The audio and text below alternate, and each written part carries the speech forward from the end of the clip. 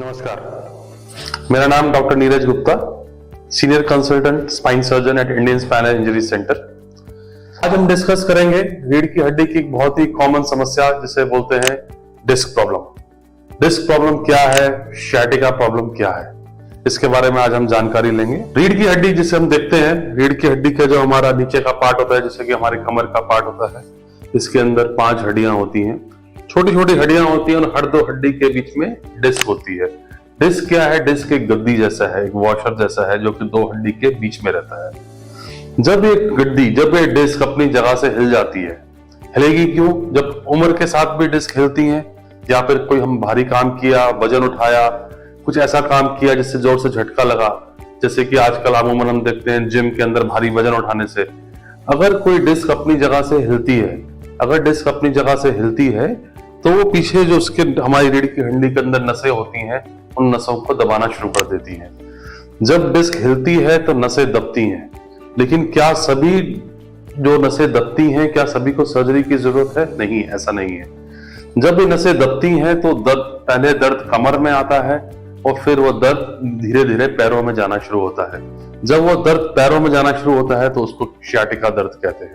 अमूमन अगर देखा जाए, अगर डिस्क की समस्या है और 100 में से अगर 90% लोगों को हम माने तो किसी ऑपरेशन की जरूरत नहीं होती। अगर आप समय से डॉक्टर को दिखाते हैं, अगर समय से आप जो है एक्सरसाइज करते हैं, अपने वजन पे कंट्रोल करते हैं और कुछ दवाइयां लेते हैं, तो उन दवाइयों से और उस अपना रहन सहन को ठीक करने से डिस्क अपनी जगह पे वापस तो नहीं आती है, लेकिन आपकी जो नसें नसें स्ट्रांग होने लगती हैं, नसें अपना रास्ता बना लेती हैं और आपका दर्द धीरे धीरे करके कम हो जाता है। कुछ आप अपने जो आपका जीवन शैली है, कार्यशैली में जब आप थोड़ा सा बदलाव करते हैं तो उससे भी दर्द कम हो जाता है। लेकिन मैं कहूँ 100 में से सिर्फ 10 से 15% लोग ऐसे होते हैं जिनका दर्द जो है किसी भी तरीके से कंट्रोल नहीं होता, किसी भी तरीके से कम नहीं आता। अगर दर्द कम नहीं आता या फिर दर्द के साथ साथ पैर में सुन्नपन आ रहा है, भारीपन आ रहा है, या फिर जो पैर कमजोर हो रहा है, पैर में ताकत कम हो रही है, इसका मतलब ये होता है कि जो अगर डिस्क अपनी जगह से हिली है तो उसका दबाव जो है नस पे काफी ज्यादा है। इस एक चीज और मैं इसमें बताना चाहूंगा कि जब डिस्क की समस्या होती है, जब कमर में डिस्क की समस्या होती है, तो ना केवल पैरों में दर्द आता है, पैरों में सुन्न होता है, आपका लैट्रिन पेशाब का रास्ता भी कमजोर होने लगता है। तो अगर कोई ऐसा होता है, अगर आपका पैर में सुन्नपन आ रहा है, भारीपन आ रहा है, दर्द आपका किसी भी तरीके से कंट्रोल नहीं हो रहा, उस केस के अंदर आपको छोटे से ऑपरेशन की जरूरत होती है, जिसके अंदर उस डिस्क को वहां से हटा दिया जाता है।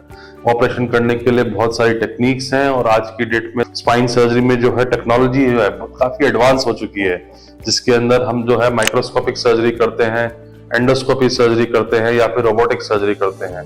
सर्जरी करने के मरीज पहले या दूसरे दिन अपना चलना फिरना शुरू हो जाता है। लेकिन अगर आप समय से इसका इलाज नहीं कराते हैं, जैसे मैंने कहा 90% लोग तो बगैर सर्जरी के ही ठीक हो जाते हैं, लेकिन जो 10% लोग हैं, अगर वो सर्जरी देर करते हैं, समय से सर्जरी नहीं कराते हैं, तो उस केस के अंदर कॉम्प्लिकेशंस होने के चांसेस ज्यादा होते हैं, पैर में ताकत कम हो जाने के चांसेस ज्यादा होते हैं, या फिर जिसको हम पैरालिसिस के चांसेस बोलते हैं। तो मैं ये कहना चाहूंगा कि जिसको भी डिस्क की समस्या है, कमर में दर्द है, दर्द पैर में आ रहा है, तो उससे घबराने की जरूरत नहीं है। रीढ़ की हड्डी की एक बहुत ही कॉमन समस्या है जो कि 40-50 साल की उम्र के बाद सभी को होनी शुरू हो जाती है, तो एक नॉर्मल प्रक्रिया है और सभी को ऑपरेशन की जरूरत नहीं है। sciatica दर्द में सबको ऑपरेशन की जरूरत नहीं है, 90% को जरूरत नहीं होती, सिर्फ 5 से 10% को होती है, जिसमें मैंने आपको बताया है किन लोगों को होती है। और जब सर्जरी होती है तो बहुत ही सेफ प्रक्रिया है, मरीज 2 दिन के बाद अपना चलना फिरना स्टार्ट कर सकते हैं। धन्यवाद।